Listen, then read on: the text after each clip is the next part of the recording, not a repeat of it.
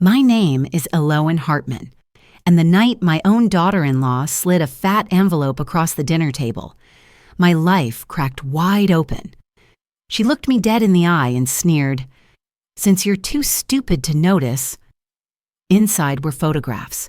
My husband, Gordon, tangled in her arms. Betrayal doesn't whisper, it explodes. And in that moment, I realized the people I trusted most had been carving me out of my own family for months.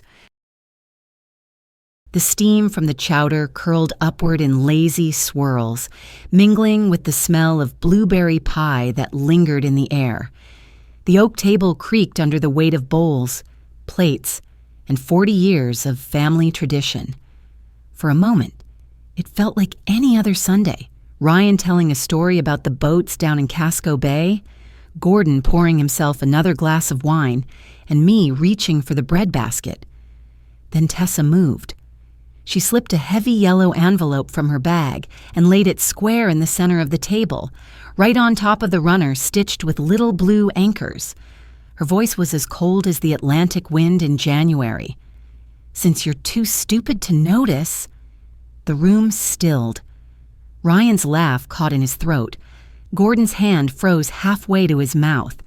My pulse throbbed as I reached for the envelope, its flap already loosened as if she wanted this moment rehearsed. Inside were glossy 8x10 photographs, each one crueler than the last. Tessa and Gordon tangled in a cheap motel bed off Route 1, kissing in the glow of a dashboard light, their hands all over each other like reckless teenagers. The air snapped inside my chest. Ryan's chair scraped against the floor as he stood, his face stricken, eyes bouncing between his wife and his father. Gordon fumbled his spoon, the metal clattering against his bowl, chowder splashing onto the tablecloth. His knuckles whitened around the stem of his wine glass. I let out a shaky gasp, pressing my hand to my mouth as if the photographs had shattered something inside me.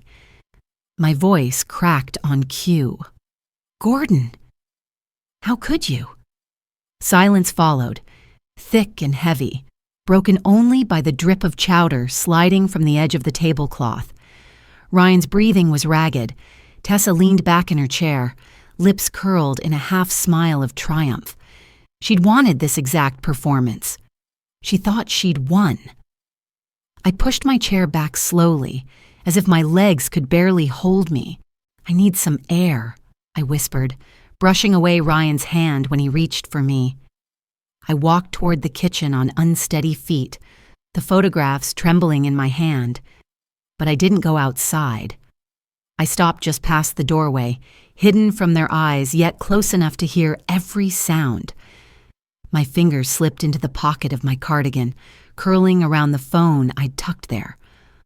On its screen was a folder labeled Lifesaver, 3 months' worth of screenshots, recordings, and proof I had collected in silence.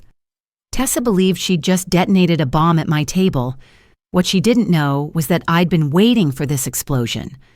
And unlike her, I was ready for the fallout. 3 months earlier, on a drizzly night, I had been stacking library books on the coffee table when Gordon's phone buzzed. The screen lit up in the dim light of the living room, and for a split second, I caught the words that made my stomach turn. "Cabin tonight? Tea." My hands tightened around the book I was holding until the spine cracked. There was only one T in our lives. Tessa. My son's wife. My daughter-in-law. I stared at the phone, my pulse racing. Gordon had always been careless with his passwords, convinced I would never have reason to pry. Against every instinct, I picked it up and tried the one code I knew by heart. The numbers fell into place almost too easily. To 15/1981, our wedding date. He had never bothered to change it. The irony was a knife in my chest. The phone unlocked with a soft click. I hesitated, part of me desperate to put it back, to pretend I hadn't seen the message. But curiosity, dread, and something deeper pulled me forward. I opened his inbox. The words I found there made me physically ill. explicit messages, plans for secret meetings, Tessa's name at the top of every chain. And then, buried in a folder I almost missed, something far stranger, a scanned copy of a death certificate. The quality was terrible, the edges blurred as if someone had photographed it in haste. Across the top, name, Cole Barrett. Cause of death, accidental. The signature looked off. The date didn't line up with the formatting. The font itself was inconsistent with the rest of the document. My hands shook. Why would Tessa have a death certificate for a man named Cole Barrett? Why was it hidden here, attached to an email chain that linked back to her? A chill settled into my bones. This wasn't just an affair anymore. There was another story beneath the surface, darker than anything I had allowed myself to imagine. Someone named Cole Barrett was supposed to be dead, but the document in my hand was a forgery. And Tessa was the one holding the strings. A week later, I found myself at a cafe overlooking Casco Bay, the windows fogged from the salt spray outside. Nora sat across from me, her tea steaming in front of her. She was my neighbor, my friend, and a retired postal inspector with a nose for paperwork. If anyone could help me sort through the unease curling in my gut, it was her. "Don't lean only on feelings," she told me, stirring her cup slowly. "Go through the public records. People leave paper trails even when they think they're clever." Her advice echoed in my head as I dug into the archives at City Hall. The smell of dust and old paper clung to me as I flipped through folders that hadn't been touched in years. Then I saw it, 15 years old but damning all the same, Gordon's signature on a dock permit. The notes in the margin revealed what the clean print did not: expedited approval, irregular processing, things no ordinary citizen could have pulled off without greasing the right palms. I sank back into the hard wooden chair, the weight of it pressing down on me. So this was it. This was what Tessa had found. Gordon's past misstep, buried, forgotten, but never erased.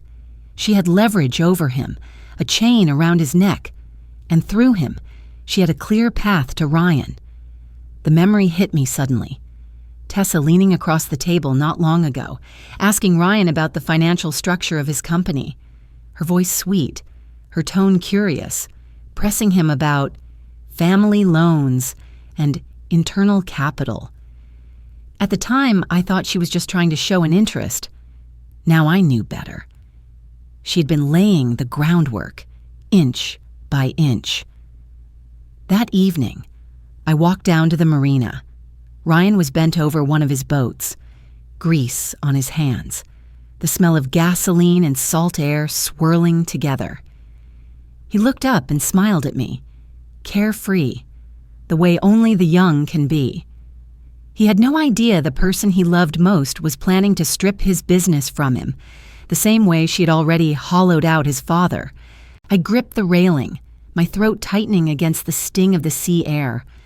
Ryan was still laughing in the sunlight, but I could see the shadows moving closer. And if I didn't act soon, those shadows would consume him just as surely as they had consumed Gordon. The afternoon sky over Old Port was the color of steel, the kind of gray that pressed down heavy on the water. I sat inside a narrow cafe that smelled of sea salt and grilled haddock, waiting for a man I barely knew. Owen Hale arrived with a battered briefcase and the gait of someone who had seen too much and trusted too little. Once, he had been a courtroom reporter. Now, he dug for truths no one else wanted to touch. I told him everything. The envelope at the Sunday table, the motel photographs, the text message, the blurred death certificate. His eyes narrowed as I spoke, but he didn't interrupt, just scribbled notes in a cramped hand. When I finished, he leaned back. "I'll dig," he said, "but if what you're hinting at is true, you may not like what we find." Days stretched into weeks before he called me back. I met him again in the same cafe, the harbor wind rattling the windows. He slid a thick folder across the table. Inside were copies of marriage licenses, driver's applications, voter rolls, breadcrumbs of a life built on lies. Tessa Patterson, he said quietly, was Teresa Cole in New Hampshire. Before that, she was Taryn Barrett in Arizona. He tapped one certificate in particular, his voice low. And this man, Cole Barrett, he isn't dead. He's her legal husband. The room swayed. I stared at the paperwork, the state seals, the signatures that tied everything together. My daughter-in-law hadn't simply betrayed her husband with an affair. She had married him while still bound to another man. The death certificate I had seen was nothing more than a forgery. My hands tightened around the folder, the weight of it pressing down on me. This wasn't only about my family anymore. It was bigamy, fraud, a crime that stretched across state lines, a federal matter. I sat frozen in that cafe, the taste of salt sharp in my mouth, realizing I was entangled with a predator far more dangerous than I'd imagined. The house was quiet that night, the tide lapping faintly beyond the windows. Gordon sat at the kitchen table under the yellow wash of a neon light, a tumbler of bourbon shaking in his hand. He looked older than I remembered, shrunken into himself. I laid Owen's folder on the table between us. He glanced at the papers, then at me. The color drained from his face. For a long time, he said nothing. Finally, in a voice cracked with exhaustion, he confessed. 15 years ago, he had cut corners on a dock permit, greased palms, bent rules. Tessa had found out. She'd threatened to expose him unless he helped her weave herself into our family. At first, he muttered, eyes fixed on the liquor in his glass. I just wanted to keep it quiet. But then, she made me feel alive again. Younger. He swallowed hard, shame tugging at every word. I know how it sounds. Pathetic. But it's the truth. The admission twisted in my gut. I felt rage, contempt, and a flicker of pity all at once. But I pushed it aside. I had no time for his weakness. I needed to think about Ryan. I made my choice that night. If Tessa thought I was a fool, I would use it. I would bait her. So the next time we met, I told her about a trust fund my mother had supposedly left me, millions of dollars untouched. I pretended to be restless, tired of my quiet life, eager to escape and join her in something bigger. Her eyes lit with calculation. She leaned in, her voice a conspiratorial whisper. She spoke of how easy it would be to draw Ryan in, to push him toward signing internal loan documents that would transfer control of his charter company straight into her hands. And then she smirked, her tone chilling. Accidents happen on the docks, she said softly, especially to men under pressure. A slip, a fall. Nobody asks too many questions. The words punched the air out of me. It wasn't just about money or about seduction. She was willing to take lives, if that's what it took to get what she wanted. I smiled tightly, hiding the tremor in my hands. But inside, terror and fury roared together. She thought she had me fooled. She thought she was in control. But in that moment, I swore she would never touch my son. Not his company. Not his future. Not his life. Owen's office was a shoebox lined with corkboard and curling photocopies, the air thick with bitter coffee and paper dust. He didn't bother with small talk. He slid a fresh manila folder across the desk, the corners soft from handling. New Hampshire, Arizona, he said. Same pattern. Inside were intake forms, notarized statements, and a spreadsheet that made my throat tighten. Names, dates, bank withdrawals, men in their 70s and 80s, widowers, retirees with tidy nest eggs. Tessa's aliases threaded quietly through each case, sometimes on a visitor log, sometimes as a consultant, sometimes only as a Gmail address that appeared, like a watermark, on wiring instructions. She didn't fish at random, Owen went on. A manager at a private facility in Concord steered promising residents her way. He screened for two things: liquid assets and loneliness. He tapped 2 affidavits. Here. Both signed this year. Each man took out a second mortgage for what they'd been told was a compassion investment, a fund to help other residents cover care. The fund didn't exist. The money vanished offshore within 48 hours. My eyes tracked the wire routes Owen had mapped in pencil: New Hampshire to a Nevada LLC, then to a bank in Belize, in Arizona. The path was similar, ending in an account opened 5 months after Tessa had shown up under the name Taryn Barrett. 2 men lost their homes, he said. One of them, Captain Horvath, had a heart attack right after the bank froze his checking account. He died 3 weeks later. The room seemed to tilt. I turned a page. A photocopy of a pharmacy profile stared back at me. Generic pill names, dosages, refill dates that didn't line up. Owen's voice dropped. His daughter flagged something, he said. Her father's pill organizer was pristine, yet the refill date shifted forward by a week. The cardiologist swore the prescription hadn't changed. She found a blister pack buried under old magazines. Same drug, different manufacturer, different imprint. He didn't say the word. He didn't have to.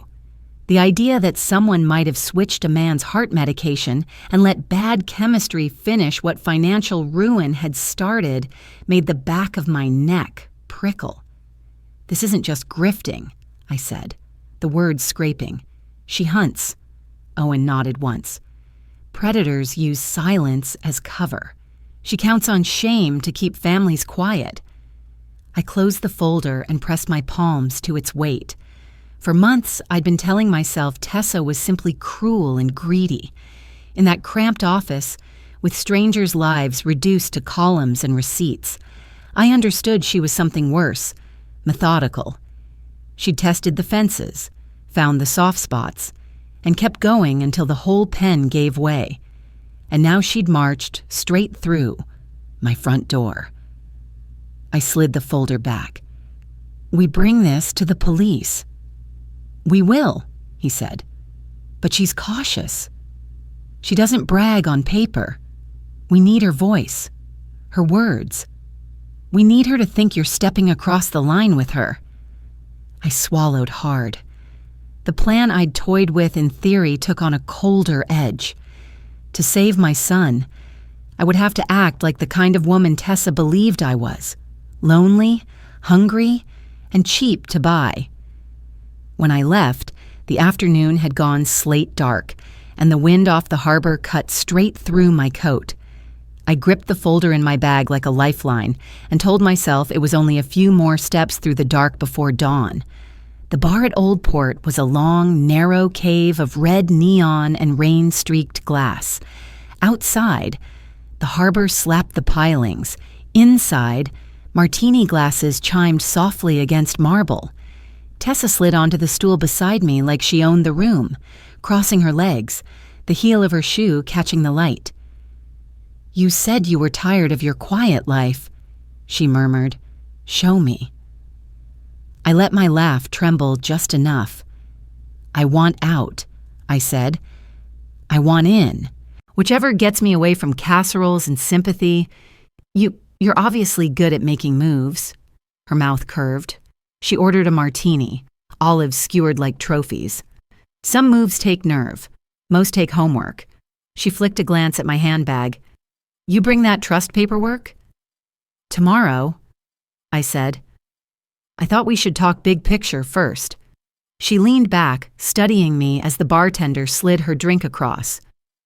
Big picture, she repeated, as if tasting the phrase. Okay, picture this. And then she began to talk. Not everything, never everything, but enough.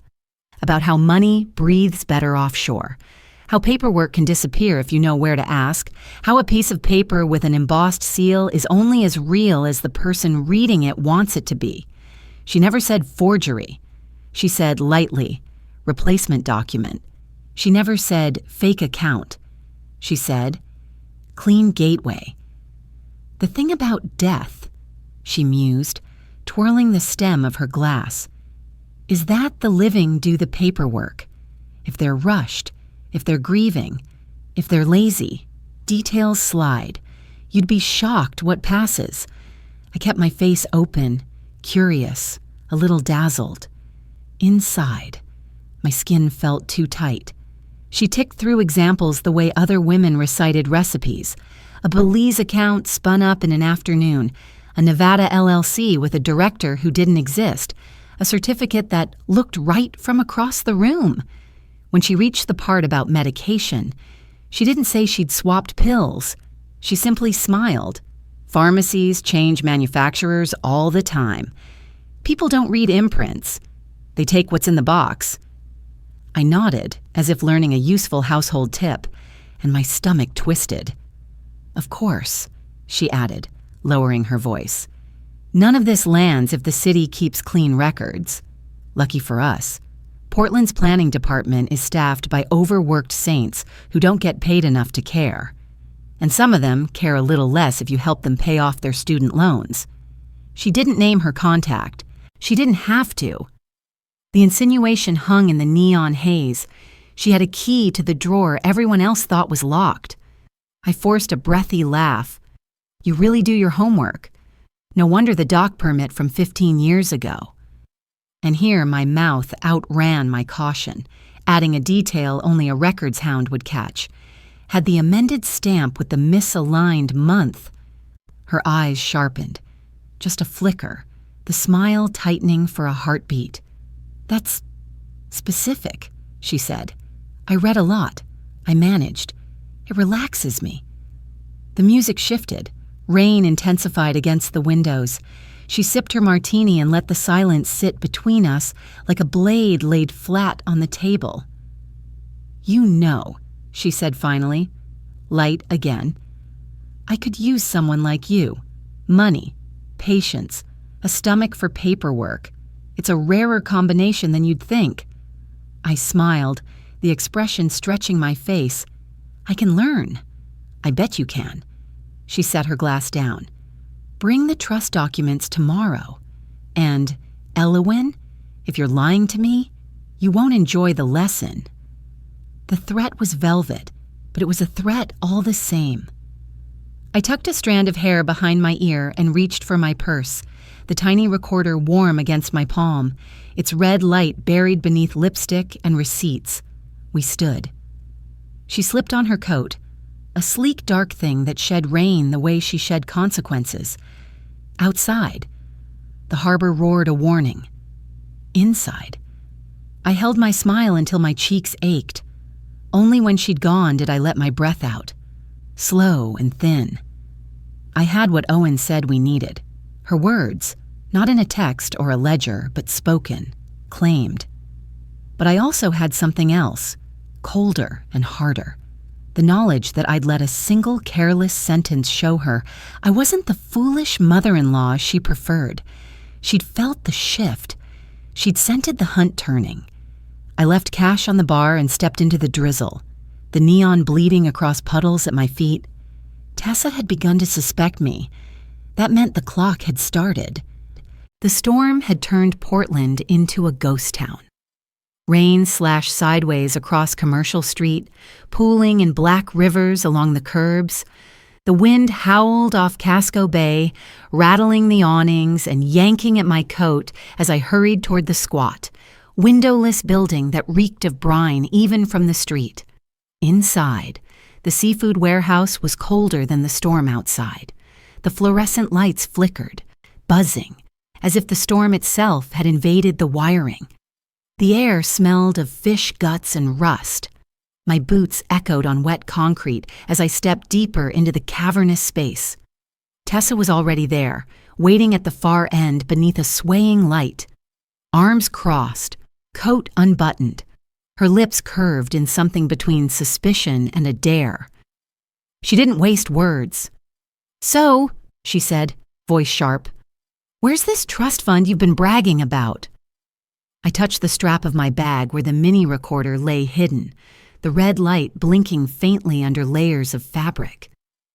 Nora had set it up, but the storm had gutted our radio link. If I was cornered now, there would be no cavalry rushing in. I was alone with her. "I told you," I said, forcing my voice to stay calm. "It's real. I brought documents. I want in." She narrowed her eyes, stepping closer until I could smell her perfume, sharp, citrusy, wrong in a place like this. "If you're lying to me," she whispered, "the docs won't just see one accident this season, they'll see two." My skin prickled, but I forced a steady breath. "I'm not lying. I want out of the small life I've been living." She tilted her head, studying me like a cat deciding whether to play with or kill its prey. "Prove it." Before I could answer, the warehouse door banged open. A gust of rain-laden wind swept in, scattering papers from a nearby crate. A man stepped through, soaked, gaunt, his coat frayed at the cuffs. In his hands, he clutched a battered folder and a handful of photographs warped by water. Cole Barrett. Tessa's face drained of color. For one moment, she looked almost human, small, caught. Then her features twisted. "You," she spat. "You were supposed to be dead." Cole's voice was hoarse but steady. "You forged my death certificate. You stole everything, and you married again." Her composure snapped. She lunged forward, her voice shrill, echoing off the metal walls. "You should have stayed gone. Do you have any idea what I built without you?" Cole held up the folder. "A trail of ruin, and it ends tonight." I stayed silent, my hand pressed over the recorder in my bag. Every word was being captured. Tessa's fury spiraled. She shouted at him, at me, at the storm outside. In her rage, she confessed without realizing names of her aliases, the nursing home scams, the offshore accounts, even the slip about tampering with medication. Her voice bounced in the empty warehouse, filling the recorder with the truth she'd spent years burying. The final crack came when she screamed at Cole, "You were supposed to die. I made sure of it." Her words hung in the air, jagged as broken glass. The storm outside wailed, the lights sputtered, and for a long moment all I could hear was the pounding of my own heart. I knew, right then, that whatever happened next, she had damned herself with her own mouth. I didn't move, didn't breathe. Just let the recorder drink in her confession, every poisonous syllable. For months I had carried the weight of suspicion, the dread of shadows.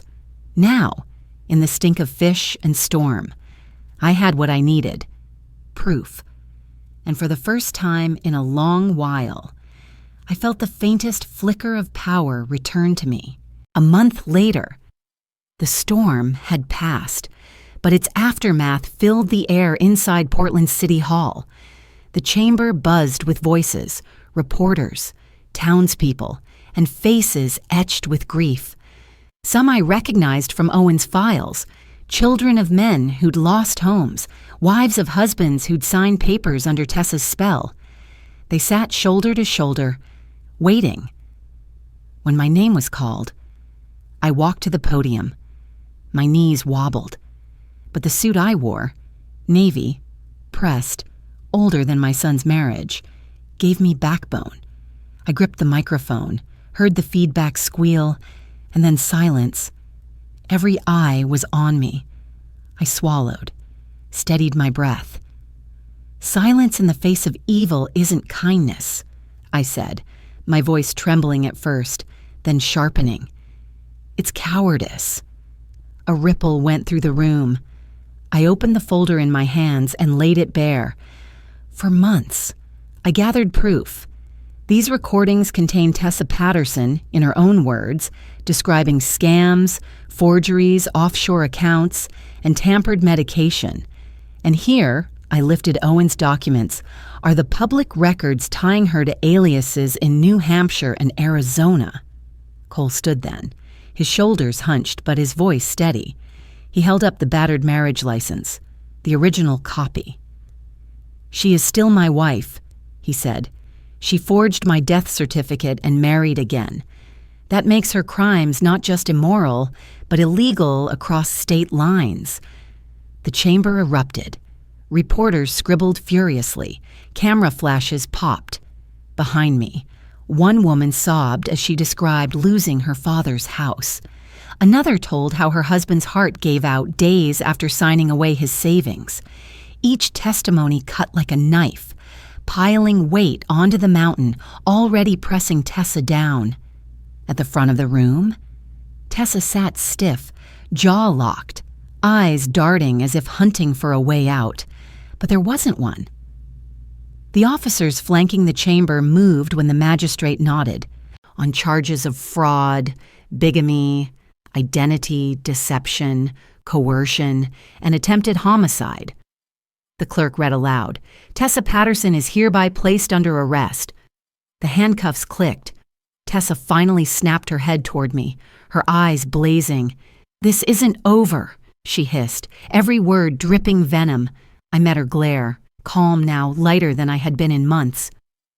"Oh," I said quietly, "but it is." The room erupted again, not in chaos this time, but in something closer to relief. And as they led her away, the echo of those words felt like the first true closing of a door I'd been holding shut for far too long. 6 months later, my mornings carried a different rhythm. The small apartment I'd chosen perched above Casco Bay, its windows catching the first blush of sunrise. The smell of fresh coffee drifted through my kitchen, stronger than the salt air that seeped through the cracks of the old sash windows. It was enough. Ryan visited often, his shoulders looser now, his smile unburdened. He had rebuilt his charter company with the help of the local Captains Association, their fleet now running tours that celebrated the history of the bay instead of chasing easy profit. He talked with excitement again, his eyes alive, and every time I saw him I thanked whatever mercy had spared him from Tessa's grip. Gordon lived quietly on the edge of town, in a modest house with peeling shutters. We saw one another only when family made it unavoidable. Our words were polite, short, nothing more. The ties between us had thinned to threads, but I no longer ached for what had unraveled. Some endings were survival, not loss. One morning, as the kettle hissed, I opened my laptop and found an email from Bath. A widow I had never met wrote, "Because of you, we were heard. My husband didn't die a fool. He died a victim of a predator. And now, at least, the truth is known." I carried my coffee to the balcony. The sea glowed rose gold, the horizon burning brighter with every second. I let the warmth touch my face and thought, forgiveness doesn't erase memory. It only gives us permission to go on living. And as the light spread over the water, I understood. This was not just an ending, but a beginning, a dawn that belonged, finally, to me.